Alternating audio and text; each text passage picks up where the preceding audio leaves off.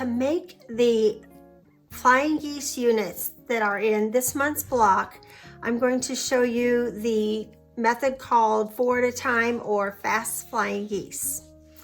And I have everything cut out according to the instructions on here. Our background color is cut out in a larger square, and then the 4 squares here are for the 8 geese points that go all the way around it, 2 on each flying goose. So what you do is you'll draw a diagonal line on the wrong side of all 4 of them, and we're going to lay it right here on the square. We're going to lay 2 of them on there. The pattern tells you exactly what to do. Okay, we're going to put those on there, put a couple pins in here, and then we're going to sew on either side of the line. So I will get that done and I'll be right back.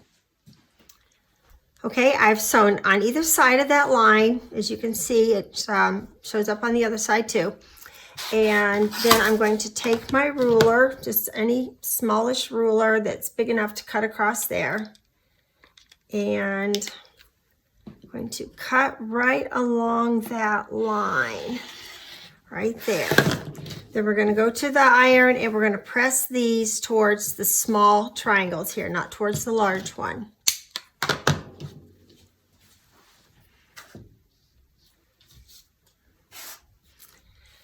Now we're going to take the other 2 squares, put them on here like this, and like so. We're going to sew on both sides of the drawn line on each of these pieces here.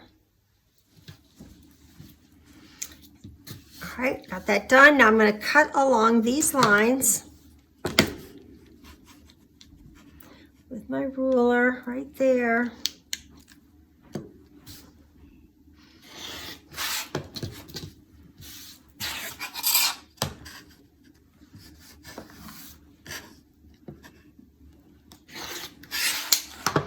All right, I have 4 units that look like this. Okay, so I'm going to press those and then I'll show you how to trim them up. Okay, this pattern says to trim them up to 2.5 by 4.5 inches. That is a 2 by 4 finished Flying Geese unit, 2.5 by 4.5 unfinished. I'm going to start out showing you how to use the Ultimate Flying Geese tool by Creative Grids. Okay, for this ruler, the lines on here is where you're going to place it on the point, the triangle point of your unit here.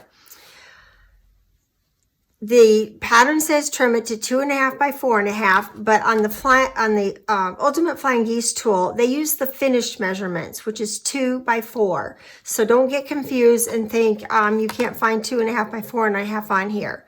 2 by 4 finished is the 2.5 by 4.5 unfinished and trimmed up unit. Okay, so that is goes up here to the D, the letter D. So I'm going to put that on there. And as I do this, I'm going to look to make sure that my line comes right here on the seam line and that this is, let's see, my little point up there is 1/4 inch above the point of the triangle. So I'll have to trim off a little bit here. And that's the whole idea of it. Okay, so I'm going to hold this down. Trim 2 sides. All right, now I'm going to turn this around and I'm going to turn my ruler around. I'm going to look for the 2 by 4 inch measurement over here on this side.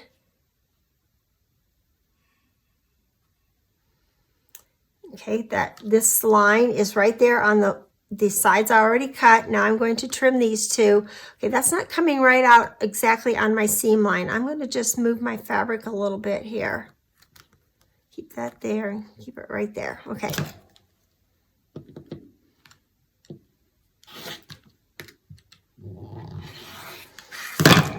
And that's where you get a accurate, perfect little 2.5 by 4.5 inch trimmed down Flying Geese unit. Okay, now I'm going to show you how you can do that with just your regular Creative Grids ruler. It can be any size, but a smaller one is easier, even if it was, this is a 3.5 by 12.5. If you had a 3.5 by 6.5 or 8.5, that'd be great. If you had a 4-inch square or a 6-inch square, that would work too.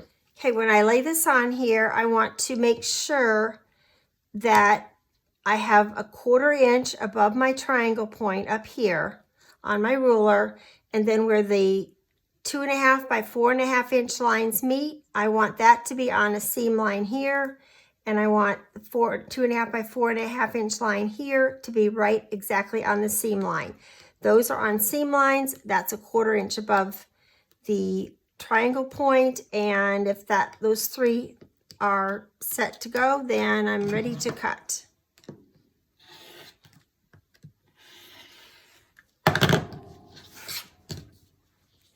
Turn it around, do the same thing. Put my 2.5 by 4.5 inch lines right there on those cut edges. Before I cut, I'm going to make sure that my 2 edges come right to the seam line here, and that comes right to the seam line there.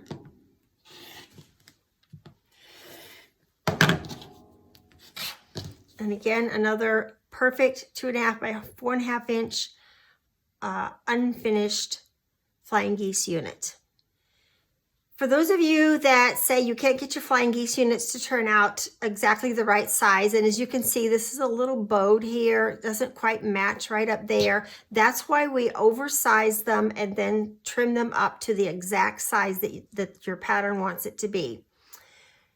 And if you follow these directions, it'll get you right through it. What you're going to do then, after these are made, you'll sew this little rectangle to that unit, and then you're going to put this here like that in your center square in here. You'll have 2 more Flying Geese units out here, and whoops, that's not the way it goes.